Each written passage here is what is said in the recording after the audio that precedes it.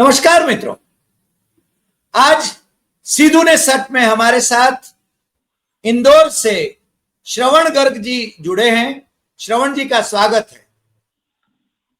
श्रवण जी का परिचय वैसे देने की कोई आवश्यकता नहीं है। देश के सुप्रसिद्ध संपादक रहे, प्रतिष्ठित अखबारों के संपादक रहे, बेबाक अपना विश्लेषण प्रस्तुत करने के लिए जाने जाते हैं और श्रवण जी जो बोलते हैं वो तथ्यों के आधार पर बोलते हैं।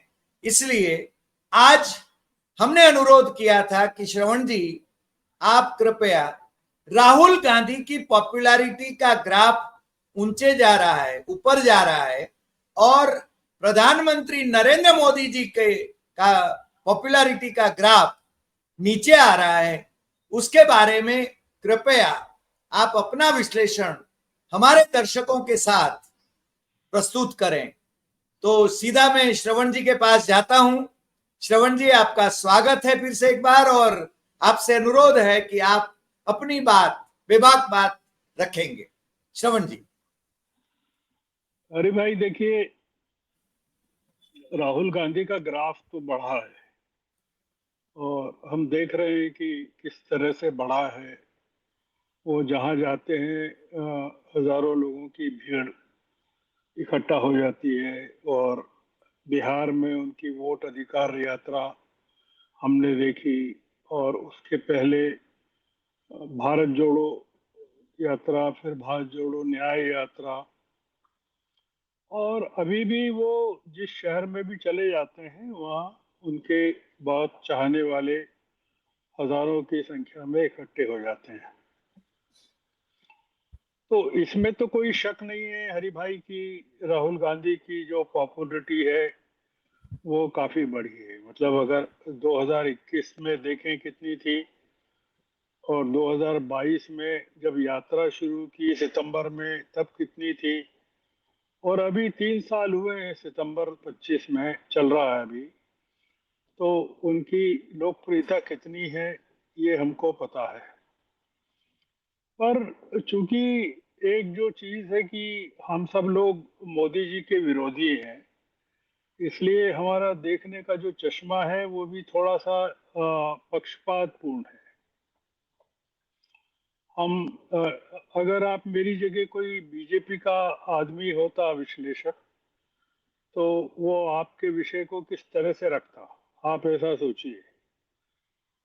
या कोई इंडिपेंडेंटली अगर रखे जो कि राहुल गांधी और बीजेपी के बारे में निष्पक्ष होके सोचता है, वो कैसे रखेगा।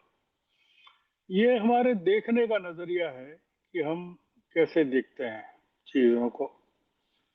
आपने देखा कि राहुल गांधी का ग्राफ बढ़ा है, मैंने भी देखा राहुल गांधी का ग्राफ बढ़ रहा है। मैंने ये देखा, जो देख रहा हूं, कि मोदी जी का जो ग्राफ है उसके गिरने का जो प्रतिशत है वो उतना प्रतिशत नहीं है जितना राहुल गांधी का ग्राफ बढ़ा है। मतलब जितने प्रतिशत में राहुल गांधी जहां थे 2021 में, 2022 में, तो 2025 में वो जहां आ गए अपने परसेंटेज में, मान लो 15% उनकी पॉपुलरिटी बढ़ गई, सपोज, या 10% बढ़ गई। मोदी जी की लोकप्रियता 10% नहीं कम हुई है। ये हमको सोचने की बात है कि राहुल गांधी ने अपनी लाइन को बड़ा किया है, इसमें कोई शक नहीं, पर मोदी जी की जो लाइन है वो बहुत ज्यादा छोटी नहीं हुई है। तो हमको एक, मतलब, लोग दोनों की लोकप्रियता के में डिफरेंस में कमी आई है कि पहले 100 में से इतने लोग राहुल को पसंद करते थे, मोदी को इतने करते थे, और अब हम बोलें तो राहुल को इतने लोग करते हैं और अ, मोदी जी को इतने करते हैं। तो हमको लगता है अरे भाई राहुल तो बहुत पॉपुलर हो गए।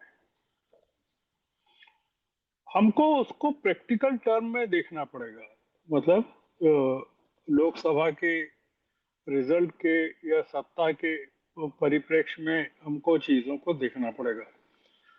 जैसे मैं आपको समझाना चाहूं कि राहुल का जो ग्राफ है वो ऑल ओवर द कंट्री बढ़ा है।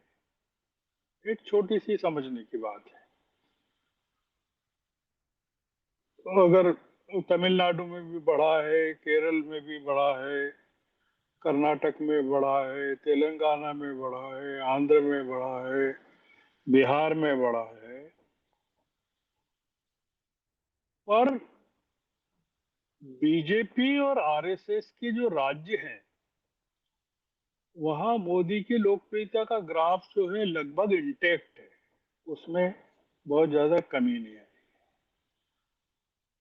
तो मैटर क्या करता है, मतलब ओवरऑल चीजों को अगर देखें कि आप कहें कि राहुल की लोकप्रियता बढ़ी है तो बोले साहब अमेरिका में बहुत बढ़ गई है, तो हम अमेरिका का क्या करें। जैसे कहते हैं ना कि घर का जोगी जोगड़ा आन गांव का सिद्ध। तो राहुल की लोकप्रियता बढ़ गई, ये एक स्वीकार्य है, हमको सबको स्वीकार्य है। पर वो ग्राफ जो राहुल की लोकप्रियता का है नॉर्थ से साउथ और उत्तर से दक्षिण तक बढ़ा है। पर मोदी का जो ग्राफ है, जो उनका पहले जो था लोकप्रियता जिन लोगों में थी या जो उनके प्रशंसक हैं, चाहने वाले हैं, उनके बीच में कितनी कम हुई है। मतलब ये कि राहुल ने मोदी के लोग के जो प्रशंसक हैं उनमें से कितनी सेंध लगाई है, ये पूरा का पूरा है। आपने नए ग्राहक तो बढ़ाए पर जो दुकान ऑलरेडी चल रही है उसके कितने कम किए, ये पूरा का पूरा मुद्दा है। तो जैसे आपको बोले कि राहुल ने सीटें जो हैं, आप बोलें कि साहब 2019 में 52 थी सीटें, तो आप बोलेंगे कि साहब 24 में आके 99 हो गई। ठीक हो, 99 हो गई। अब आप वो देखें कि 99 सीटें कहाँ हुई हैं। क्या वो जो राज्य हैं, मोदी जी के राज्य हैं, लोकप्रियता वाले राज्य हैं, उनमें हुई है क्या, उनमें कितनी हुई है, और बाकी राज्यों में कितनी हुई है। तो आप पाएंगे कि मोदी जी के जो प्रभावशाली राज्य हैं उनमें कुछ सीटें महाराष्ट्र में हुई है, कुछ उत्तर प्रदेश में हुई है, कुछ सीटें हो सकता है बिहार में हुई हो। ये कुल मिलाकर ये मामला है। मोदी जी की जो सीटें कम हुई है वो कहाँ हुई है। ये अगर आप देखें कि उनकी जो अ, सीटें 40 सीटें या 42 43 सीटें कम हुई है, वो कहाँ हुई। तो आप पाएंगे कि मैक्सिमम सीटें अ, उत्तर प्रदेश में और महाराष्ट्र में हुई है। अगर आप टोटलिटी में देखें,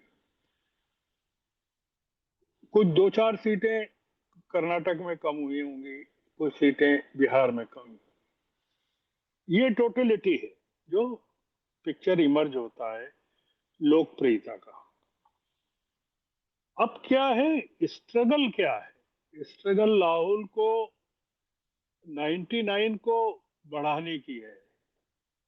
अगर आप लोकप्रियता का पैमाना ये माने कि हमको सत्ता में आना है, सीटें बढ़ाना है, तो राहुल के सामने प्रॉब्लम ये है कि अ, सीटें कहाँ बढ़ेंगी, किन इलाकों में राहुल या कांग्रेस की सीटें बढ़ेंगी। जी।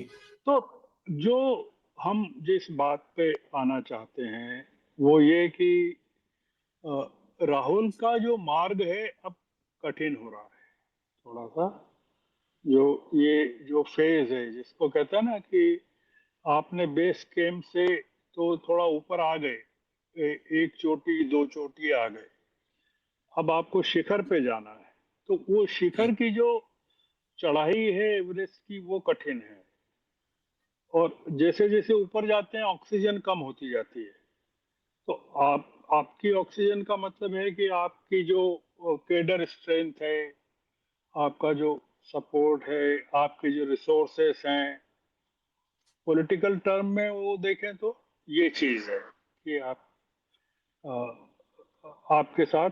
पर फिजिकल टर्म में देखें तो आप ये पाएंगे कि जो युवान हैं, नए लोग हैं, जिनको ऑक्सीजन कम लगता है, जो ज्यादा चढ़ाई कर सकते हैं, वो राहुल के साथ ज्यादा हैं। तो पर ये जो युवान है, ये कहाँ पर है, किस राज्य में है? क्या मोदी जी के राज्य में है क्या, या आरएसएस के राज्य में है क्या? तो आपके जो युवान हैं, अगर केरल में है, कर्नाटक में है, तमिलनाडु में है, तो उसका गुजरात में क्या इम्पैक्ट है, क्या फर्क पड़ता है? आपके जो युवान हैं वो गुजरात में है क्या? तो गुजरात में आप कुछ फर्क डाल सकते हैं क्या? राहुल की लोकप्रियता जो है वो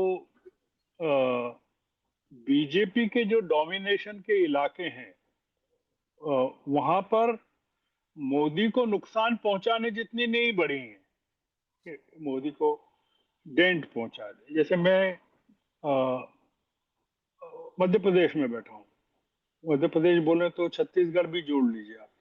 आप गुजरात में बैठे हैं, तो आप जैसे मध्य प्रदेश, छत्तीसगढ़ और गुजरात की सीटें ही मान लें कि गुजरात की 26 है और मध्य प्रदेश छत्तीसगढ़ की 40 है, तो ये 76 सीट्स। आप मेरे को बोल सकते हो कि राहुल की लोकप्रियता आप बता सकते हो कि गुजरात में कितनी बढ़ी है in terms of vote mobilisation, और मैं बता True. सकता हूँ कि मध्य प्रदेश छत्तीसगढ़ में कितनी बढ़ी है। तो मैं पॉपुलरिटी को इस एंगल से नहीं देखता हूँ कि फोटो ज्यादा छप रहे हैं, रैली हो रही है, अखबार में कवरेज ज्यादा हो गया, या मीडिया पर कवरेज ज्यादा है। मैं प्रैक्टिकल टर्म में देखता हूँ कि जो लोकप्रियता को हमारा मापने का तरीका क्या होना चाहिए। हम कोई बहुत आर्टिफिशियल तो नहीं चल रहे हैं, हमारा इमोशनल तो नहीं है।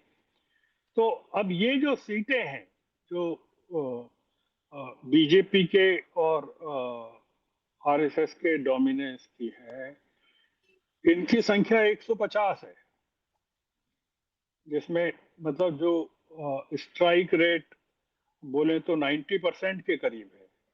जी। तो आप बोले तो 90% बोले, तो मैंने बोला मध्य प्रदेश छत्तीसगढ़ 40 सीट है, तो 2024 में भी केवल एक सीट मिली है छत्तीसगढ़ में, है ना? मध्य प्रदेश में कुछ गुजरात नहीं। में भी एक सीट, गुजरात में तो भी एक सीट।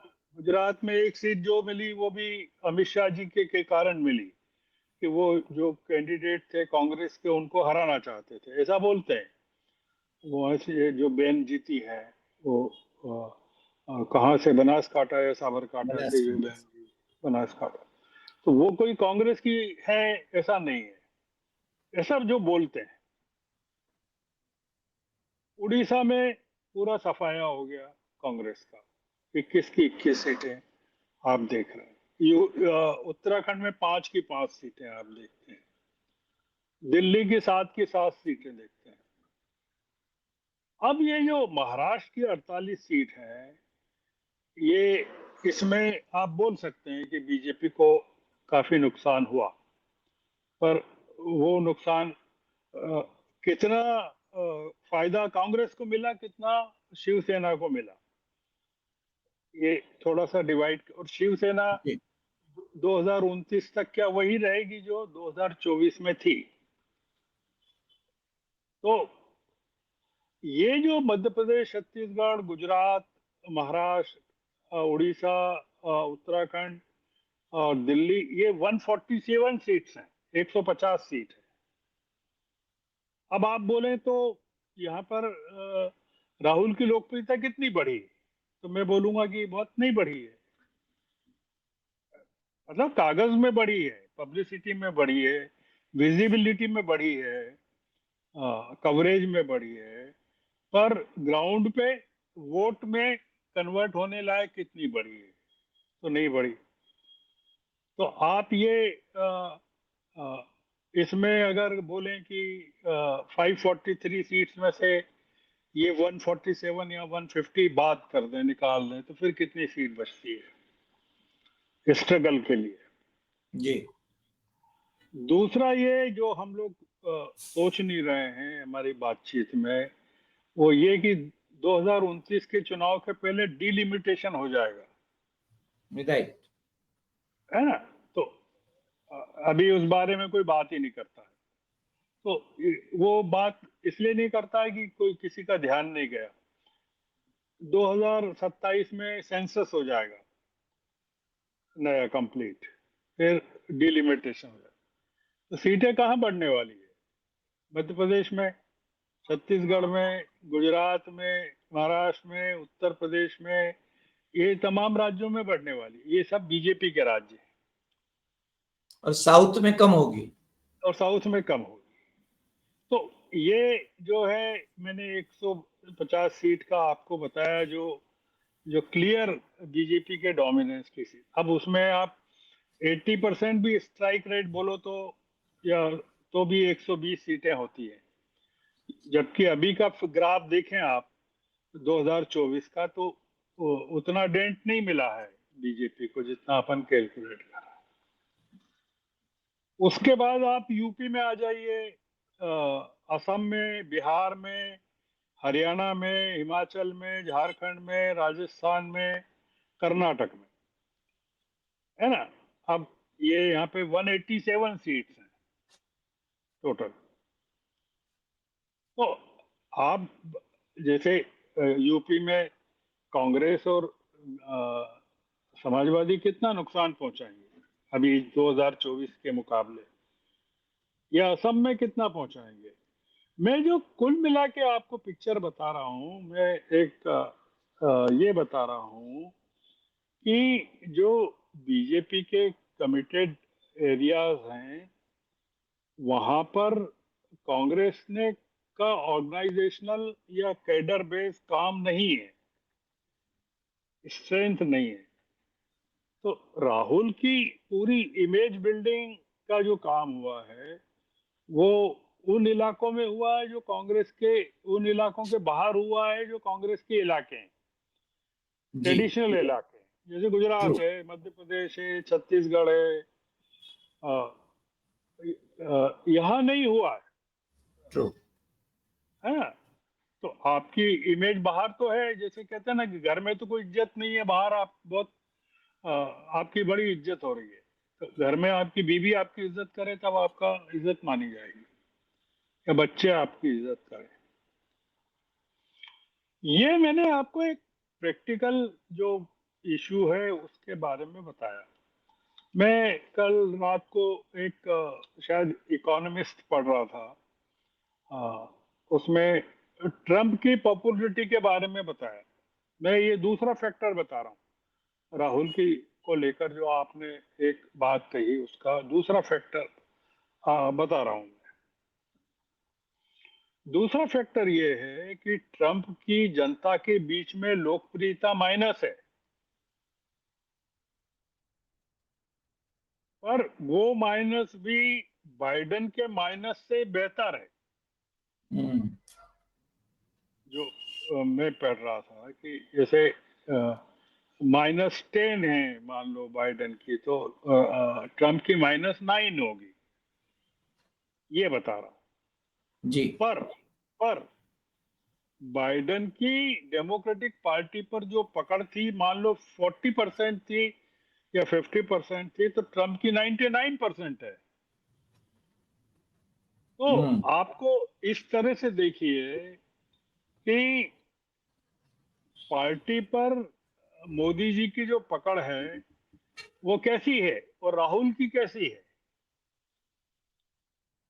मतलब अल्टीमेटली क्या मैटर करता है आपकी लोकप्रियता में? आपकी लोकप्रियता में मैटर ये करता है कि आपकी इमेज को जनता के बीच में ले जाने वाले जो लोग हैं वो कितने ताकतवर हैं। तो कांग्रेस के पास, क्या मध्य प्रदेश में, क्या गुजरात में, क्या छत्तीसगढ़ में, क्या यूपी में, क्या राजस्थान में, क्या उत्तराखंड में, वो काडर है क्या जो बीजेपी के पास है या आरएसएस के पास?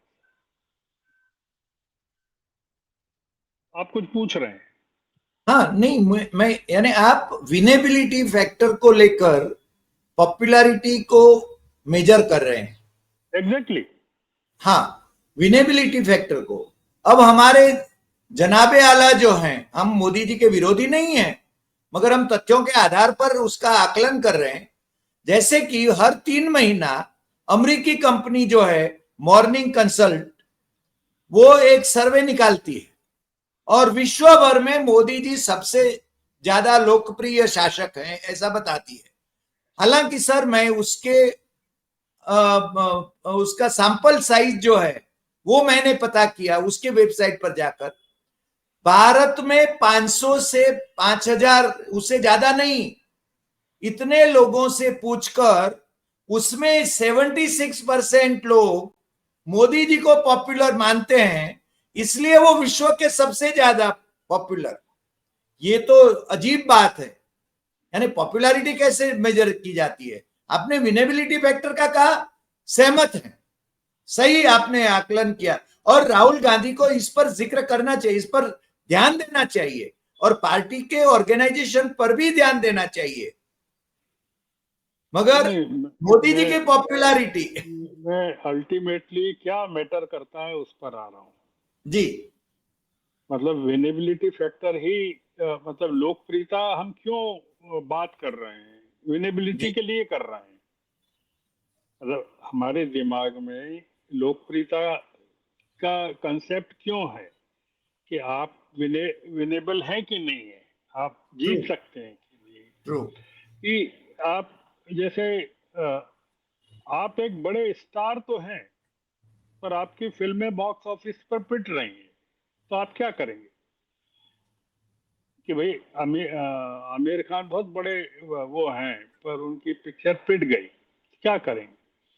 आपके बड़े स्टार होने का मतलब ये होना चाहिए कि कोई डायरेक्टर या प्रोड्यूसर आप पर पैसा लगाए, ये है कंसेप्ट। और वो ये है कि जो जनता है वो आपको देखने के लिए आए पिक्चर में, ये है उसका कंसेप्ट, एब्सोल्यूट। है ना? तो इसलिए मैं कह रहा था कि मैं अपना लोकप्रियता का जो पूरा एनालिसिस है उसको इस पर नहीं जा रहा हूं कि आप कितने सुंदर दिखते हैं, कितने स्मार्ट हैं। मैं अल्टीमेटली जो फैक्टर काम करता है और राहुल जिसके लिए काम कर रहे हैं वो क्या काम कर रहे हैं कि मोदी को सत्ता से हटाना है। जी वो ये तो नहीं कर रहे हैं ना कि मेरे को पॉपुलर होने का सही बात है। है ना? वो उनका नारा मोदी छोड़ो गद्दी छोड़ो, यही है ना, वोट चोर गद्दी छोड़ो। तो उसमें क्या है कंसेप्ट, क्या विनेबिलिटी का कंसेप्ट है कि यार इनको तो हटाना है।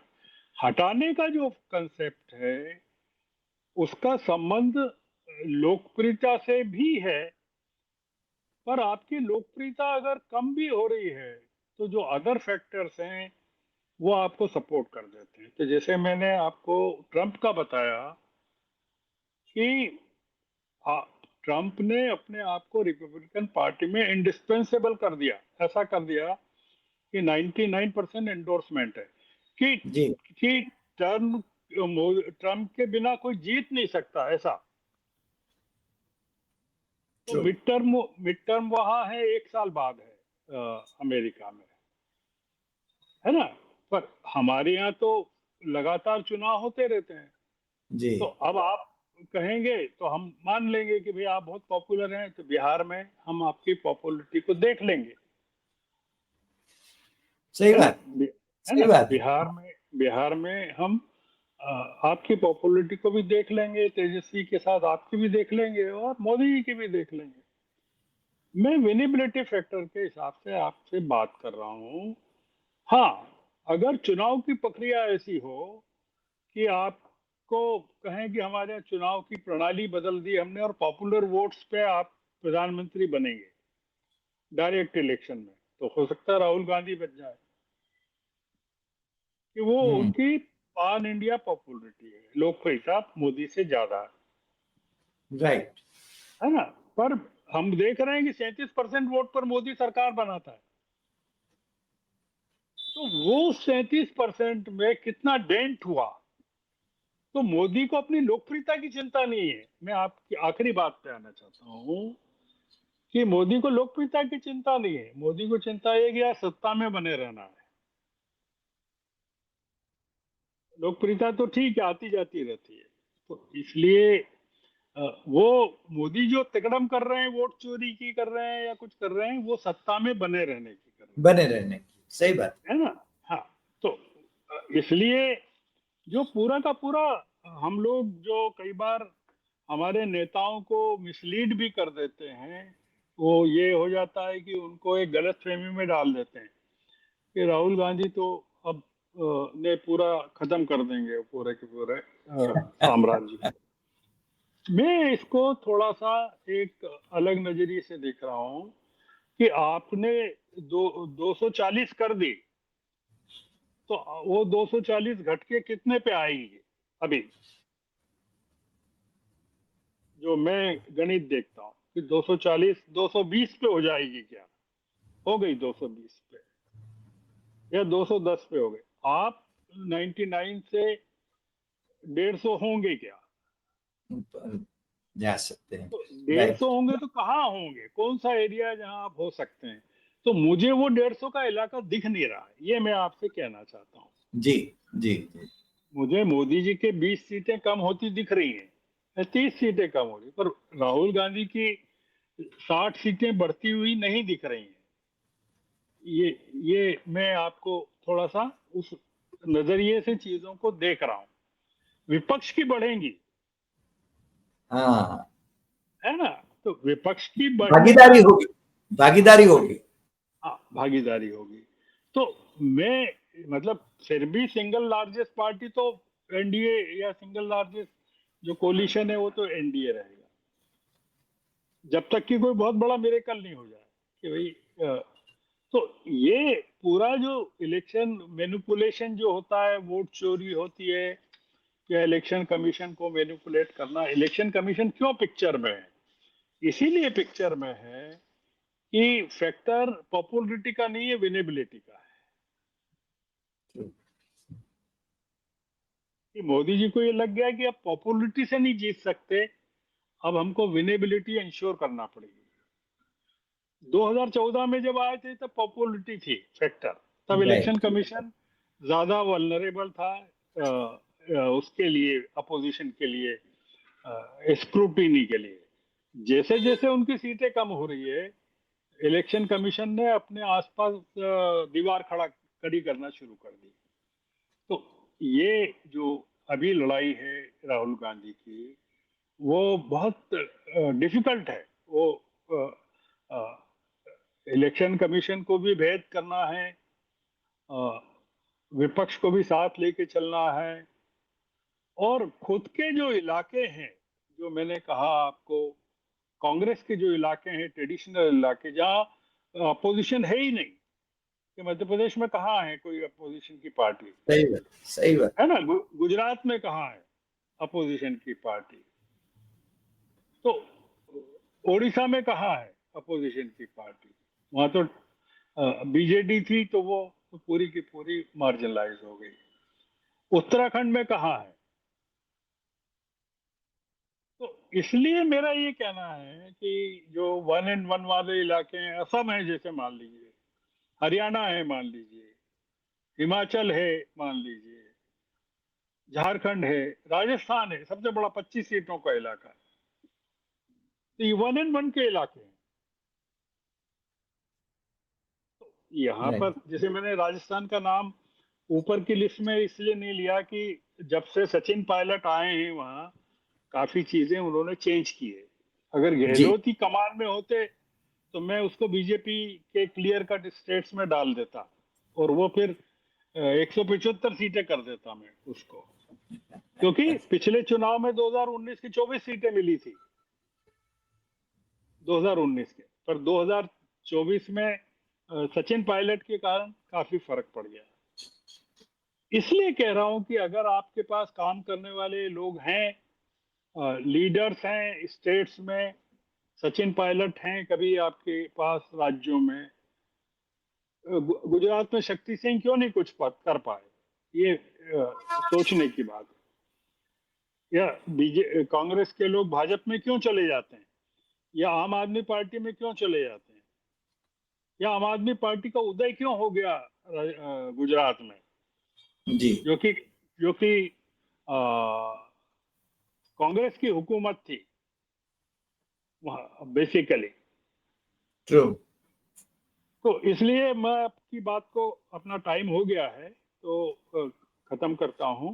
तो मैंने सोचा कि एक बजाय लोगों को फुगावे में रखने के कि अरे सब बहुत बढ़िया है और राहुल गांधी जिंदाबाद, तो मैंने कहा थोड़ा सा इसको एक अलग नजरिए से दर्शकों को बताना जरूरी है। कि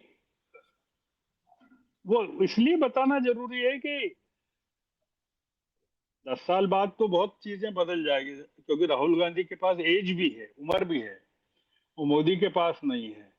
पर क्या 10 साल की प्रतीक्षा देश करेगा क्या, या करना चाहिए क्या, ये है मुद्दा, है ना। श्रवण जी, आज आपने मेरे ख्याल से कईयों की, मेरी दृष्टि से जिस प्रकार से आपने विनेबिलिटी फैक्टर और पॉपुलैरिटी का भेद किया, और मोदी को विनेबिलिटी चाहिए पॉपुलैरिटी के बजाय, वो 2014 की बात वो अलग थी, और अभी की बात सत्ता में बने रहने के लिए जो गए, और राहुल गांधी की राह बहुत कठिन है, वो आपने जिस प्रकार से समझाया, मेरे ख्याल से राहुल के जो समर्थक हैं उनको भी ये बात समझना होगा, और भाजपाई को भी ये बात समझना होगा, जो आपने खुलकर यानी दोनों के लिए जो संदेश दिया है वो ये समझें, ऐसा हम सोचते हैं। आज इतना ही, फिर मिलते हैं नए एपिसोड में नए विषय के साथ। आपका बहुत बहुत धन्यवाद। नमस्कार।